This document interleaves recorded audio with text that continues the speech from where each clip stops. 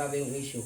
Ito ay napapahalong suliranin at pangyayaring na may epekto sa ating lipunan tulad ng pagbabago ng klima, fake news at kahirapan na kinakaharap ng ating mundo. Mahalaga natin pag-aralan ang contemporary issue dahil nagbibigay ito sa atin ng kaalaman upang mas maunawaan na nangyayari sa ating paligid at makagawa tayo ng tamang desisyon. Ito ay ang pagdami ng greenhouse gases mula sa pagsusunog ng fossil fuels, pollution, pagputol ng mga puno at iba pang gawain ng tao. Dahil dito naapektuhan ang kalikasan, kabuhayan ng mga tao, kalusugan at seguridad ng mga. Bilang kabataan, mahalagang magkaroon tayo ng kamalayan at makilahok sa pangangalaga ng kapaligiran.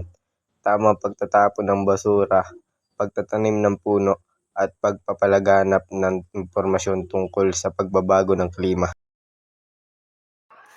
Nababahala ang ilang eksperto sa dumaraming bilang ng kabataang na biktima ng cyber harassment nitong pandemya. Ayon sa PNP Anti-Cybercrime Group, halos 300 sari-saring cybercrime complaints ang kanilang natatanggap kada linggo. Ang kabataan ay may malaking papel sa pagbabago ng lipunan.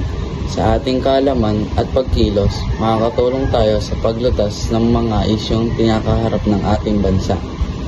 Kaya bilang kabataan, pag-aralan natin ang mga kontemporaryong isyu gamit ang ating kaalaman para sa kabutihan. Tandaan, ang kabataan ay may alam ay batang handang kumilos para sa pagbabago.